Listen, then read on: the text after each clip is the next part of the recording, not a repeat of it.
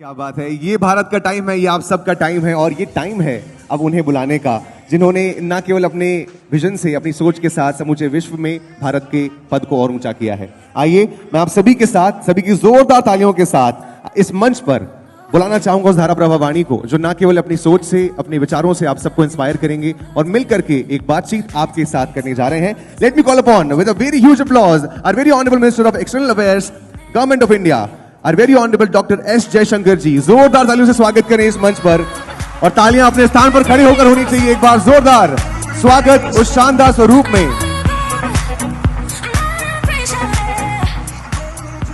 जी हां, तालियां लगातार बजती रहें उस सोच के साथ, उस पूरे जबरदस्त ताकत के साथ।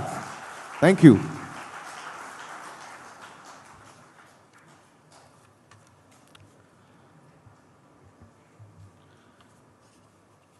Namaskar. Good afternoon. I'm really very happy to be here in Bhopal. मुझे काफ़ी समय हुआ, पिछले बार जब मैं आया था करीब 30 साल पहले मैं आया था। अब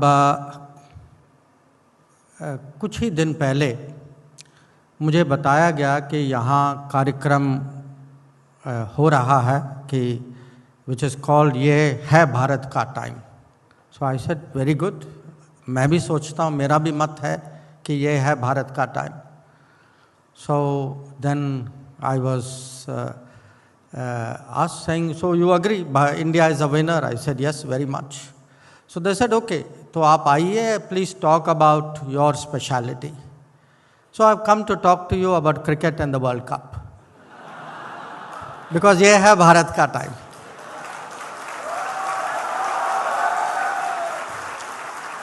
अब जब मैं आया मुझे बताया गया नहीं, you have to talk about foreign policy. So I will talk to you about foreign policy. पर मैंने थोड़ा बहुत क्रिकेट पे तैयारी की थी, तो आपको सुनना ही होगा। तो मुझे पता नहीं कि कितने लोग जानते हैं कि भारत जो है in terms of test cricket, we first started playing in 1932. मुझे वो डेट याद है because my mother was born in 1932. Now, though we started playing in 1932, the first time we beat England took us 20 years. We beat England first time in a test in 1952 in India, in a series in 1961. और जो away match जो होता है उनके यहाँ जो होता है, पहली बार जब अजित वाडेकर की टीम थी 1971। अब ऑस्ट्रेलिया के साथ it was even longer. First time we beat Australia was in 1959, वो भारत में। First test we won, first series we won, took 20 years, 1979, 59 से 79। First away match we won was 1978, and first away series we won was only 5 years ago, 2018. And New Zealand is somewhat similar, not such a long time. Now, why am I telling you this? I think many of you would have watched this movie 1983. देखा होगा ना? And you would remember that scene जब वो Indian team airport में आती है London में, and they are expecting, first they think attention is on them, then they realize everybody says please move out of the way, there is the real team behind you, West Indies is coming. So think about it, हम कहाँ थे, how long it took us to reach where we are, what an effort was made. And when you think about cricket, as I do, my spare time, lot of my spare time goes in cricket. So, whatever we do in cricket, I would say the story of Indian cricket is also a story of modern India. And it is also the story of Indian foreign policy. कहाँ से कहाँ पहुँचे हैं और कहाँ आगे पहुँच भी सकते। This is something which should be in everybody's mind. So when I watch cricket, for me it is not just a sport. It is a fundamental competitiveness of India. तो अगर आप मेरे से पूछें, और अगेन आप लोगों ने पढ़ा होगा कुछ ही दिन पहले जो माइक्रोसॉफ्ट के हेड हैं सत्या नडेला, वो भी बड़े क्रिकेट के प्रेमी हैं, तो उनका एक इंटरव्यू था और उन्होंने बताया कि what he learn personally the traits, how to run a team, how to have the discipline for cricket, how to where to question, where not to question. So finally, cricket or any other sport, it is about capability, it is about resources, it is about exposure, it is about discipline, but it is very much about leadership. If you think, आप सोचिए, मैंने 1983 का जिक्र किया था. When we think of cricket, what do we think? We think of the great captains. We think of Kapil Dev. We think of Sunil Gavaskar. We think of Kapil Dev. We think of Saurav Ganguly. उनकी attitude जो थी, confidence, self confidence जो थी, उनकी तस्वीर Lord's में, all of us remember that, right? You think of Mahendra Singh Dhoni, what a cool head. You think of Virat Kohli, fitness. So, everything that happens in sports also happens to a country. Countries are made by hard work, by discipline, by team effort, by leadership. And that is today why I can say, ये है भारत का time.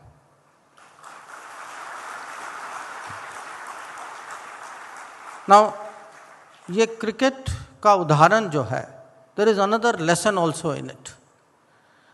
The lesson is, as you see from what I told you, playing at home is easier, winning abroad is much harder. तो please sympathise with me, I have to keep winning abroad. I have to play abroad. Conditions are not always friendly. कभी कभी umpire भी ऐसे ही होते हैं, हाँ? But I have to keep winning abroad. So I want to share with you today what is happening in foreign policy. Where have we been successful? What are the challenges? And I want to do it in a very practical way. और मैं शुरू करता हूँ जो अभी जो हम अभी भी हमारी अध्यक्षता के बीच में है, G20 की जो अभी शिखर सम्मेलन जो हुई थी. तो G20 का इम्पैक्ट, G20 का महत्व क्या है? आप सब जानते हैं कि सितंबर में दिल्ली में ये G20 की समिट हुई थी और सचमुच लोगों को सरप्राइज था कि भारत जो है, हम ये G20 में जहाँ इतना तनाव था, जितना विवाद था, हम जो है सर्वसम्मति के साथ एक जॉइंट स्टेटमेंट, और वो भी समिट के पहले दिन हम जो है इसमें सक्सेसफुल रहे. मैं जब न्यूयॉर्क गया, और हर सितंबर के अंत में यूएन जनरल असेंबली की बैठक होती है, तो ये जो भी फॉरेन पॉलिसी के लोग हैं, विदेश मंत्री तो अवश्य जाते हैं, तो प्रधानमंत्री, राष्ट्रपति भी कभी कभी वहाँ उपस्थित होते हैं. तो इस समय यूएन जनरल असेंबली में अगर G20, एक तो G20 की बहुत चर्चा हो रही थी और उसमें भी उसके दो विषय थे. एक पहलू ये था कि आप लोग, I don't know how you manage to get everybody on the table, you got them to agree, you took the most difficult issue in international relations today, Ukraine, and still you were able to get everybody to agree. So there was genuine surprise. The second, when I went to the UN building, आप सब लोगों ने देखी होगी tall building, big fire, जो भी Africa के leader जो थे, जो भी president, prime minister, foreign minister, ambassador, every one of them came across and told me, because of India, today Africa got a permanent membership of the G20. अब जब लोगों ने मेरे से पूछा, how did you manage it,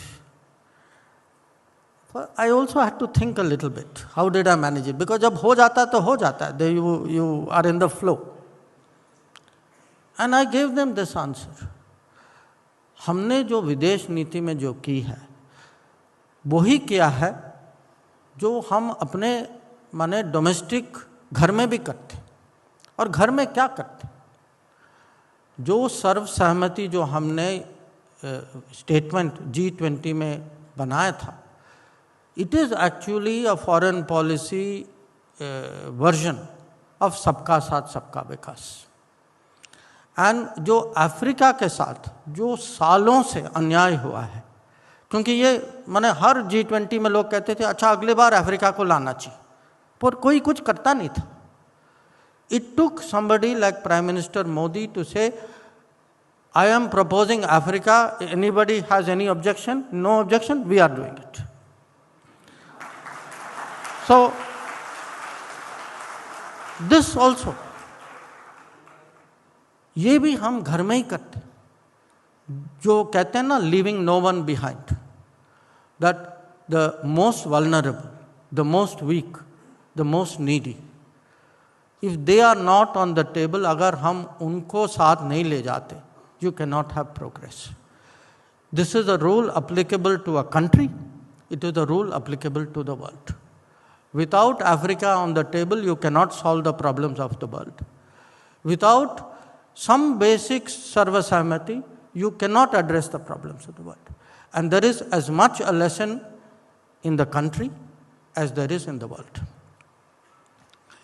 Now, आप लोगों को ये भी लगा होगा कि इस साल कहीं कुछ ये G20 जो है, इट वाज समथिंग अनयूजुअल, कि एक किस्म से ये साल भर का एक त्यौहार था कि हर राज्य में देश के 60 शहरों में G20 की इवेंट्स हुई थी।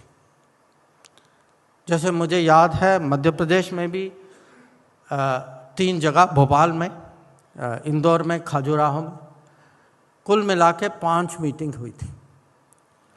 तो ये इसका कारण क्या था? क्योंकि अभी तक दुनिया में G20 होती रही, हो सकता है इसके पहले आपने G20 का नाम भी नहीं सुना, पर इस बार G20 आप माने जो कॉमन सिटीजन जो है, आम नागरिक जो है, सबको लगा कि भाई हमारी ज़िंदगी में कुछ हो रहा है, हमारे देश में कुछ हो रहा है, हमारे शहर में कुछ हो रहा है। तो ये हो क्या रहा था? ये हो रहा था कि एक किस्म से हमने एक प्रक्रिया जो है, जो पिछले सालों से ये G20 जो है ये 2008 में शुरू हुआ, तो 15 साल के बाद जो नॉर्मली राजधानियों में होती थी, जो मीटिंग रूम्स में होती थी, जहाँ बाहर के लोग एयरपोर्ट आते थे, होटल जाते थे, वहाँ से मीटिंग करके वापस चले जाते थे, this time it was different. This time they went to the country, saw the country, saw the states, saw the cities, saw the historical sites, the cultural sites. And the purpose of it was to make the world understand India better, to make the world India ready, but also to make India world ready. And that is the most important thing I want to tell you today. And that is the reason I was very happy at the quiz that I saw. वो ज़माना गया जब लोग समझते थे कि विदेश नीति कोई दूर की बात है। आज जो दुनिया में हो रहा है, ये जो ये सामान्य नागरिक की ज़िंदगी को बिल्कुल माने इम्पैक्ट कर सकता है, बदल सकता है। It can actually take over our lifes. और इसका अगर आप उदाहरण देखें, आप शुरू में, ये जनवरी 2020 की बात है, आपने खबर देखी होगी कि भाई चाइना के एक शहर में कुछ हुआ है, वुहान नाम का शहर था। बाद में हम सबको इसका नामकरण भी हुआ कोविड। उस समय जब आपने ये न्यूज़ देखा, आपको यकीन नहीं होगा कि ये आपके पूरे ज़िंदगी को टेक ओवर कर देगा। या जब आपने सुना कि यूक्रेन में ये युद्ध शुरू हुआ, तो किसी ने सोचा नहीं होगा कि यूक्रेन के युद्ध का प्रभाव हमारे जीवन में क्या होगा। और आपके जीवन में हुआ है और हो भी सकता था कि उसके कारण पेट्रोल की कीमत बढ़ी, कुकिंग ऑयल की कीमत बढ़ी, हमारे 20,000 विद्यार्थी थे उनको वापस लाना पड़ा। तो अगर, और ग्लोबल इन्फ्लेशन जो है, ग्लोबल इन्फ्लेशन बढ़ा है। तो वो समय की दुनिया कुछ और थी, हम घर कुछ और था। जब लोग कहते हैं कि ये ग्लोबलाइज्ड वर्ल्ड है, इसका मतलब है कि दुनिया में कुछ भी हो जाता है, ये आपको घर में इम्पैक्ट करेगा। और आजकल ये डोमेस्टिक पॉलिटिक्स है, ये फॉरेन पॉलिटिक्स है, वो डिवाइड जो है वो ख़त्म हो गया। हमें जो है एक किस्म से टोटल होलिस्टिक व्यू लेना होगा। और जब तक हम दुनिया में इंटरेस्ट नहीं लेंगे, दुनिया की पॉलिटिक्स, दुनिया की पॉलिसी, जो भी घटनाएं होती हैं, जो भी चुनौतियां होती हैं वहाँ, जब तक हम वो नहीं समझेंगे, हमारी खुद अपनी घर की नीति जो है, ये इसमें हमें सफलता मिलने की उम्मीद नहीं होगी। तो मैं आप सबसे अनुरोध करता हूँ कि जो फॉरेन पॉलिसी आजकल जो रुचि मुझे दिखाई दे रहा था, इसको आप बढ़ाते रहिए। और ख़ासकर जो युवा पीढ़ी जो है, मुझे लगता है क्योंकि अब ये है, भारत का टाइम है, पर ये भारत की युवा पीढ़ी का टाइम सबसे ज़्यादा है और उनको दुनिया में इंटरेस्ट लेना चाहिए। और इसके और भी कारण हैं और उस पर मैं थोड़ा आगे बात करूँगा। अब मैंने देखा कि क्विज़ में भी कुछ ऐसे सवाल थे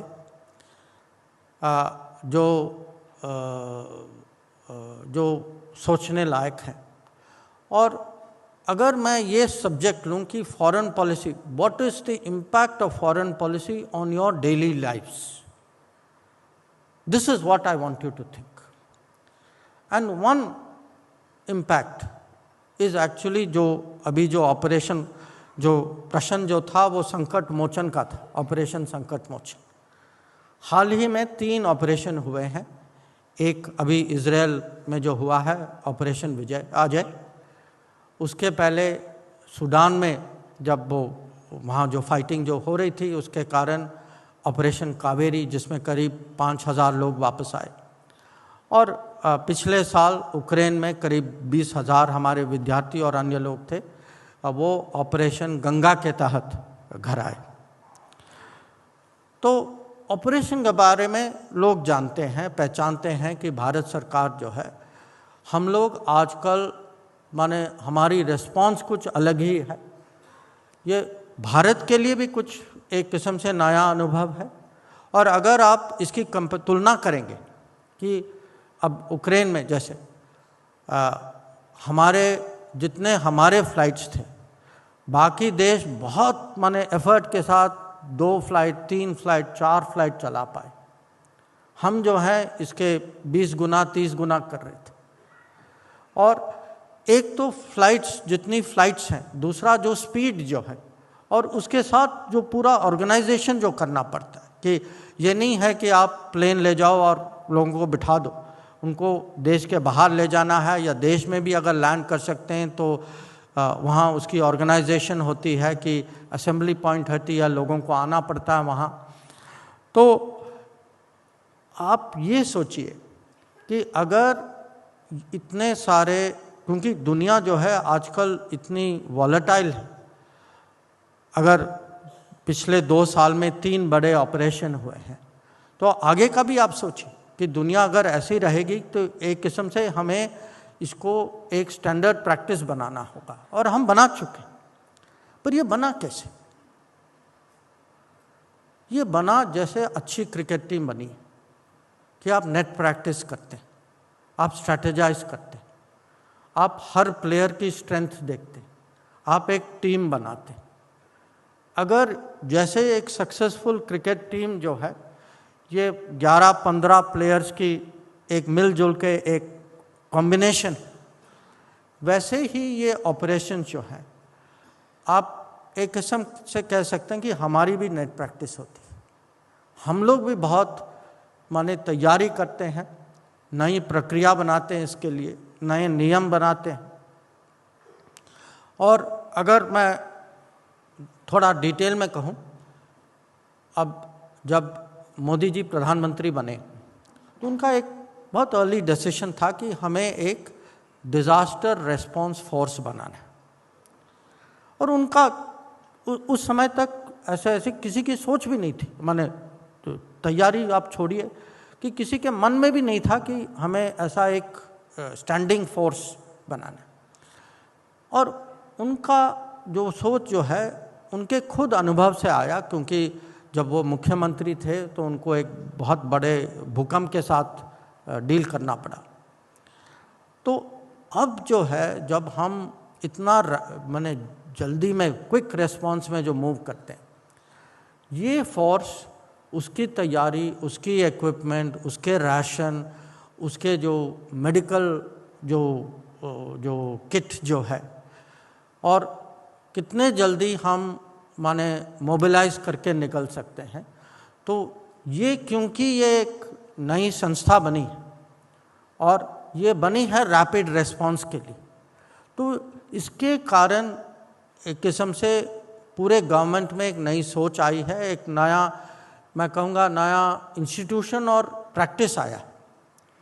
अब उसके अलावा जब हमारे नागरिक बाहर होते हैं तो उनको वो भी कभी कभी बड़ी संकट में नहीं, माने आम तौर पे कहीं फंस जाते हैं, पर कोई जैसे यूक्रेन में हुआ या सूडान में हुआ, बहुत सीरियस सिचुएशंस भी आ सकती। उसके लिए भी तैयारी हो कि एक फंड, जो पहले फंड था तो ये फंड का एक्सपेंशन हुआ, उसमें और रिसोर्सेज डाले गए, उसका उपयोग जो है, उसके रूल्स जो हैं वो बदले गए।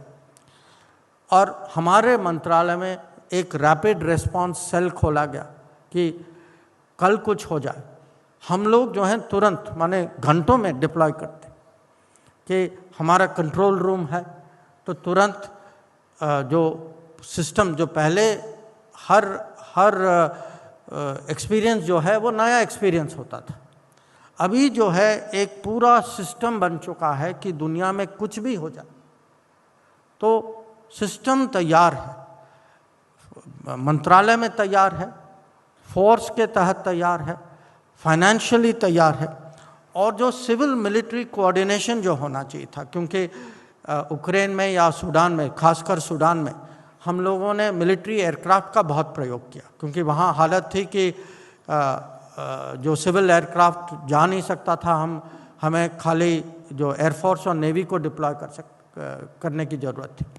और जो डिप्लॉयमेंट इतनी जल्दी हुई कि पहले 48 आवर्स में लोग सब तैयार थे जाने के लिए। और जो कुछ ऐसे रेस्क्यू मिशंस थे जहाँ माने बड़े रिस्क से हमारे एयरफोर्स और हमारे डिप्लोमेट जो हैं वहाँ पहुँचे, उन्होंने खुद अपना रिस्क लिया लोगों को निकालने के लिए।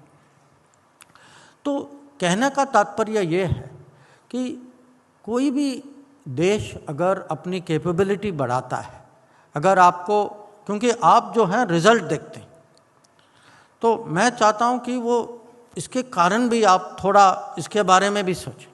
What is it which makes us today ready month after month, year after year, that I can say from 2015, almost every year we have had one operation, one big operation somewhere, Operation Maitri in Nepal, Operation Rahat in Yemen, Sankat Mochan in South Sudan.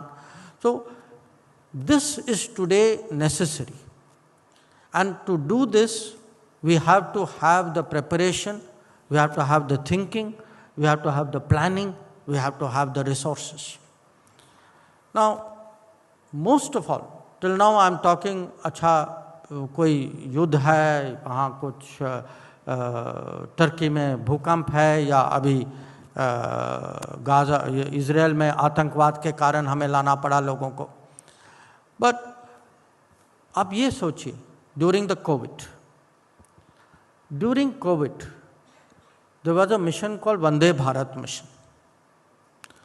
Through Vande Bharat mission, we brought back to India 70 lakh people, 7 million people. No country in the history of the world has ever done this. How many people we brought back? So now, for us today, this is something which is very much part of a foreign policy, which impacts you personally. It impacts you personally because you can say, "Acha, I will never be in a conflict zone." Probably. But you could be a tourist. When COVID happened and lockdown happened, many people went abroad. There were people who were stuck in England, there were people stuck in Italy, there were people stuck in Singapore. When they left there, they did not think they were doing something dangerous. People went for a holiday, people went for business, people went to study. There were people who were working. But over a period of time, somehow they all had to come back. So, how does a government develop the capacity to respond to emergency, respond to pandemic type situation, but respond to normal day to day? And you have to understand why it is necessary to respond normal day to day. Today, if you look around the world, अगर हम लोग NRI जो बाहर रहते हैं, पढ़ते हैं, काम करते हैं, और जो भारतीय मूल के लोग जो हैं, जिसको हम PIO कहते हैं, पर्सन्स ऑफ इंडियन ऑरिजिन, ये कुल मिला के करीब 3.5 करोड़ लोग हैं. अब सोचिए, हमें 3.5 करोड़ लोगों की जिम्मेदारी रोज लेनी पड़ती है. अब ठीक है, उसमें से करीब आधे जो हैं वो दूसरे देशों के नागरिक हैं. तब भी उसका मतलब है कि मान लीजिए करीब 2 करोड़ लोग जो हैं हमारे नागरिक हैं, जो देश के बाहर. और इनमें अगर आप विद्यार्थी देखें, करीब 13 लाख जो हैं, किसी भी समय 13 लाख हमारे विद्यार्थी बाहर. अगर आप मर्चेंट शिपिंग देखें, करीब 3 लाख जो हैं, 2 और 3 लाख के बीच में मर्चेंट शिपिंग जो है, ये भारतीय नागरिक जो हैं मर्चेंट शिपिंग में काम करते हैं. आप कोई भी प्रोफेशन ले लीजिए, खाड़ी में करीब 90 लाख लोग काम करते हैं और रहते हैं, हमारे नागरिक हैं सब. तो imagine the challenge before us. And why is it necessary to prepare for this challenge? Because the Bharat whose time has come, this Bharat will not stay only within Bharat. This Bharat will go through the world. That for us, the world is today a global workplace. Any profession you take, airline crew, merchant shipping, hotel, tech, chartered accountant, business, exporting, trading, Indians are there. There is no country in the world where there is no Indian community. And in many countries now there are very big communities. So we have to today not only, because these people are, one, we have obligation to them, they are our citizens. They are citizens who help the country, who send back money, who bring in technology, who have relationships. They are very valuable citizens of ours. And And they do not have to be citizens who live abroad. Any of you tomorrow can be in some place where something can happen. And today we want you to have that feeling. Don't worry, we are there. And you will not get that feeling because I am saying. You will get that feeling when I do what we do. ये जो operations होते हैं ये साबित करता है we mean what we say. So when we set up a fund and help people, it is proof. When the military is ready to move, it is for you a source of courage. कि नहीं, don't, my government, my forces, my embassy, my system is behind us. And this is necessary for us because India, Bharat will not be anymore limited to our boundaries or to our region. Our influence will be increasingly global. Now, of course, to be global, first thing which everybody needs is a passport. Right? Is there anybody in the room who doesn't have a passport?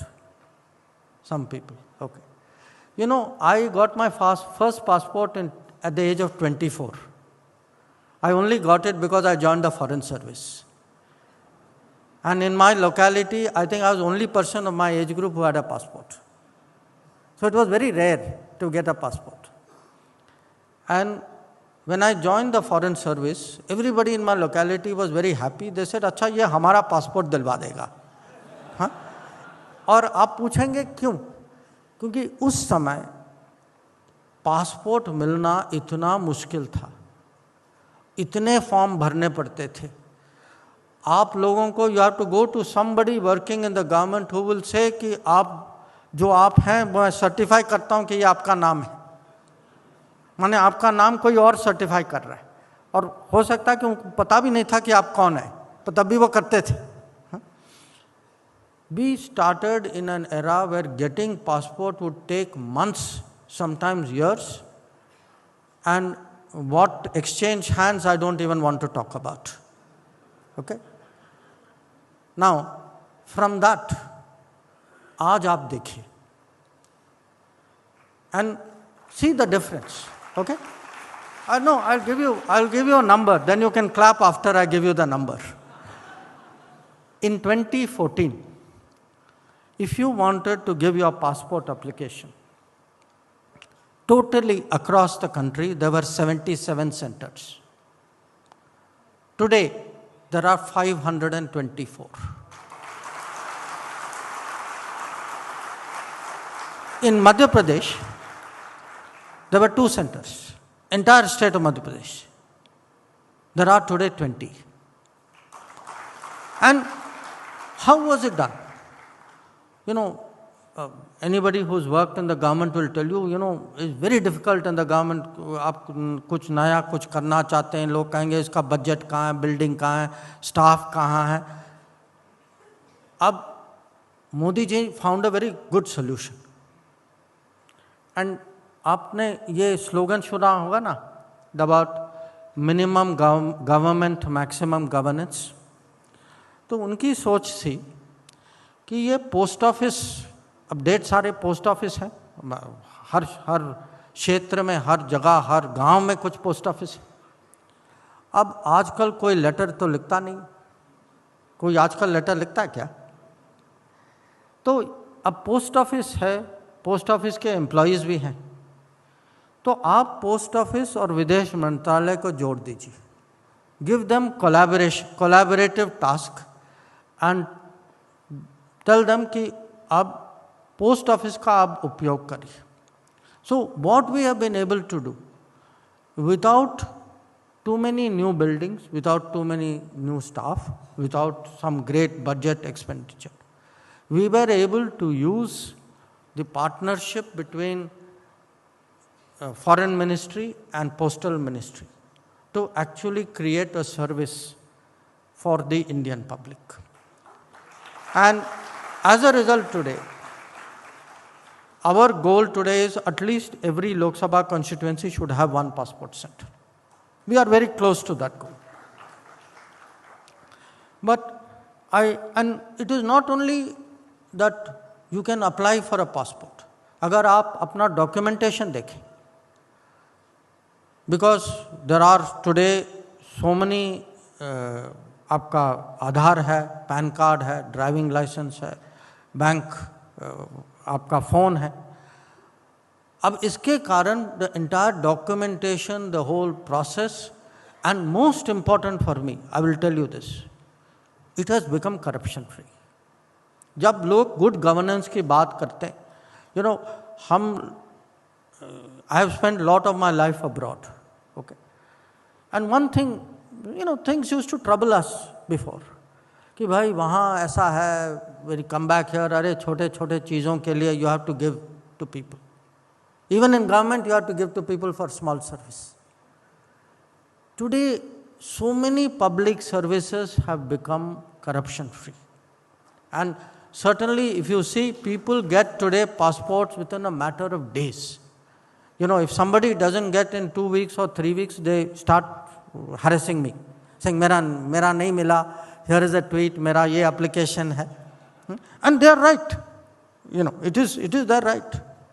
So I want to stress to you, we have to prepare today for a global workplace, because there is big demand for Indian talent.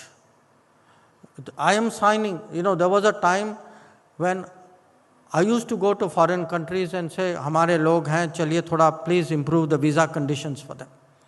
Today there is a demand in countries saying, please do a mobility agreement. हम चाहते हैं कि legally people come to our country and work, and we will protect them, we will give them the same conditions that we give to our employees. So दुनिया बदल रही है, there is an opportunity out there in the world. Our job as a government is to make sure that you have a passport to start, you have the education, the skill, the training to go out. But once you go out, it is also our responsibility to make sure you are protected, you are secure, you have the confidence to go out, to work there, and to come back, and to become a bridge between India and the world. And this is most visible today in the attitude of embassies. Some of you, I think, कुछ लोग व्यापार के दुनिया से होंगे, यहाँ business के दुनिया से होंगे. आपका खुद अनुभव होगा कि अगर पिछले दशक में आप देखें, आज कोई भी एम्बेसी आप जाइए, आप सैटरडे संडे को जाइए, they are prepared to open the doors, they are prepared to help you. And the result of this, actually, you can see that 10 years ago, our exports were $450 billion. Today, our exports are $770 billion.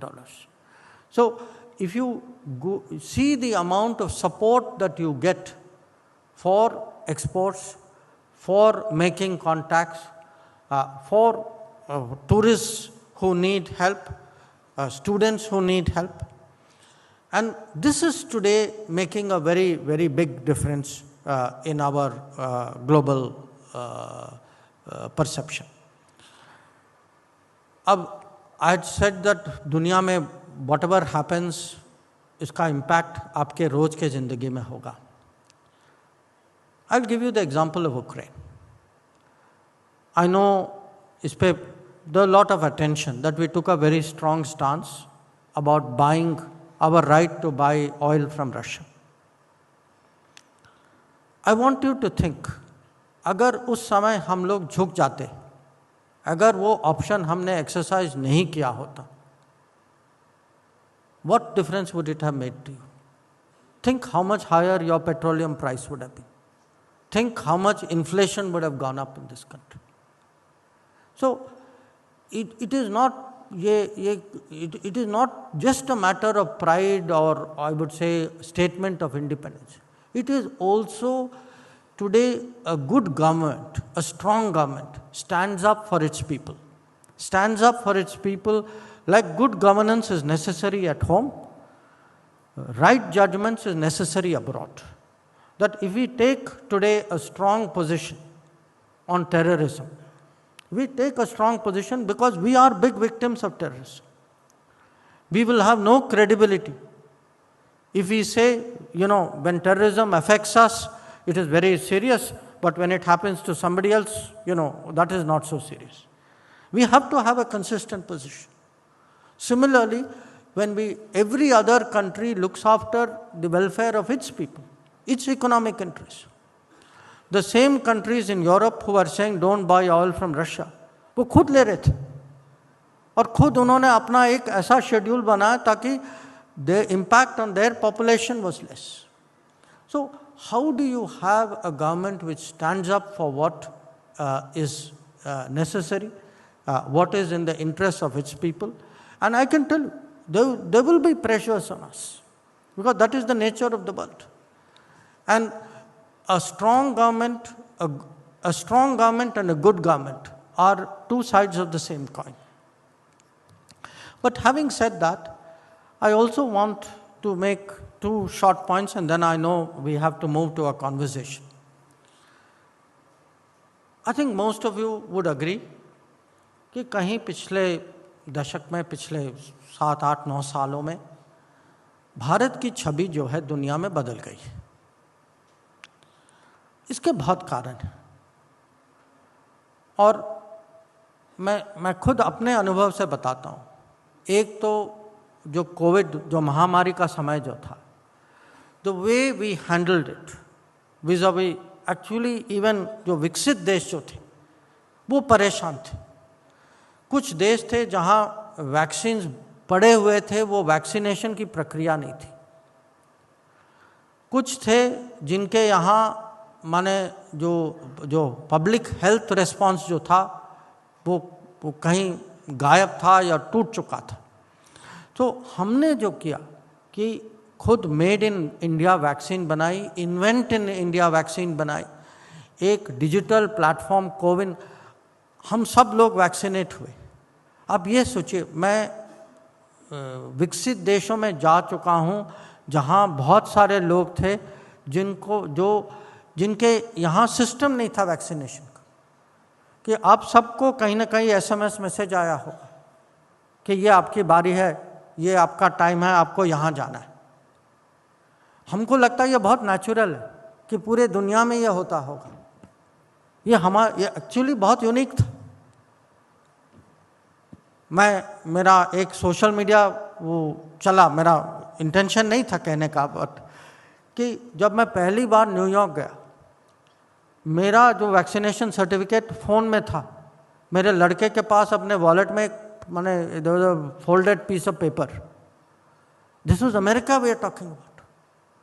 So today if you look the Covid experience, अच्छा आजकल आप जानते हैं सब लोग, हमारी ज़िंदगी जो है वो phone is the central point of our life, right. आप देखिए how much today we have moved on telecom. Our deployment of 5G is today the fastest in the world. That we have actually set up 3.5 lakh base stations. Our digital consumption of data in this country has become double in the last 5 years. And not just कि हम 5G deploy कर रहे हैं. 5 साल पहले लोग कहते थे कि आपके 2 विकल्प हैं 5G के लिए, या तो आप यूरोप जाइए या चाइना जाइए. अब यूरोप बहुत महंगा था, चाइना के बारे में तो आप जानते ही हैं. So what did we do? We actually have manage, पिछले 5 साल में we have made our own 5G technology.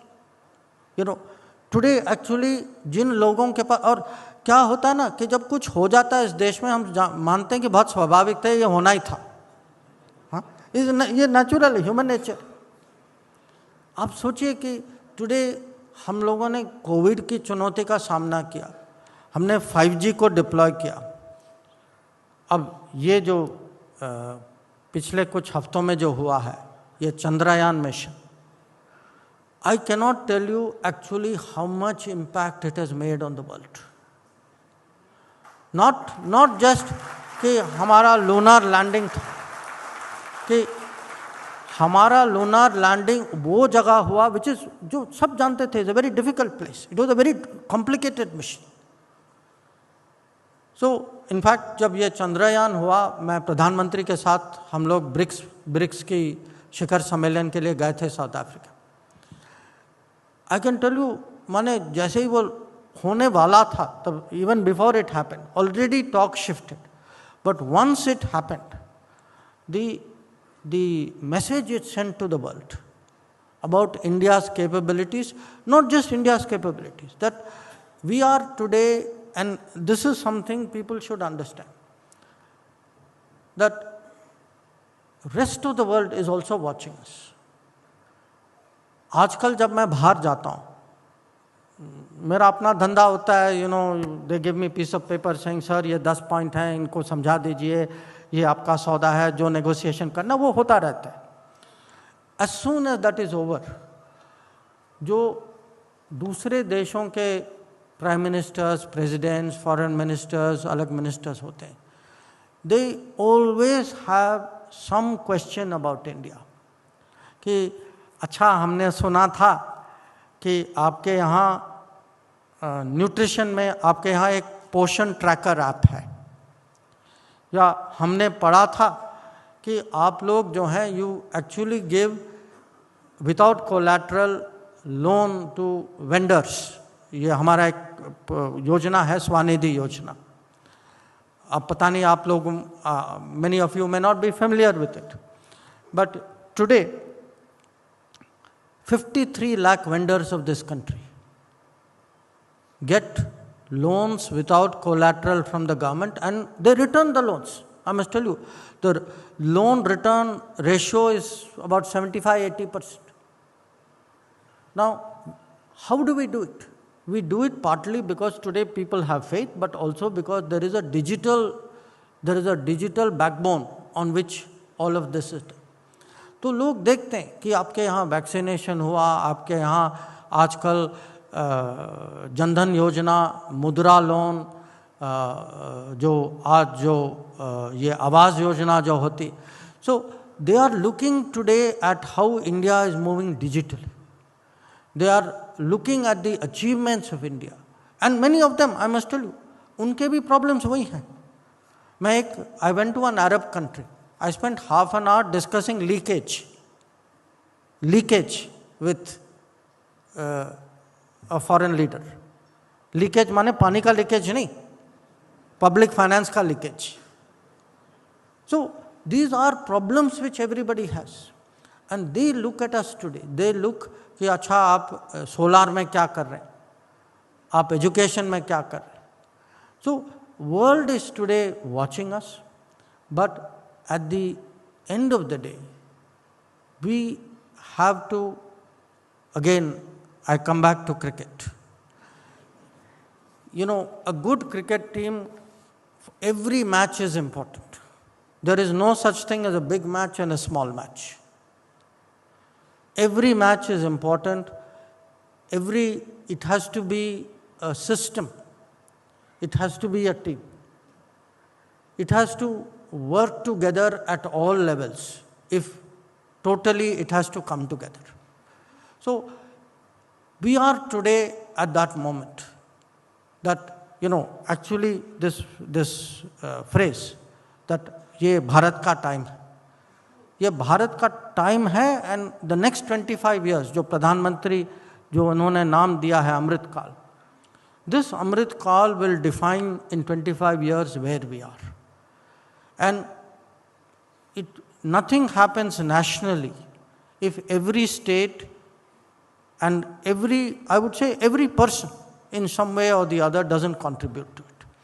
So finally, that I would say the expectation of the world about us is very high. Opportunities for us in the world is very strong. So it is a very different era that we are entering. I am genuinely convinced that ये भारत का time है. I am very confident that the young people who will come after us will definitely rise to that challenge.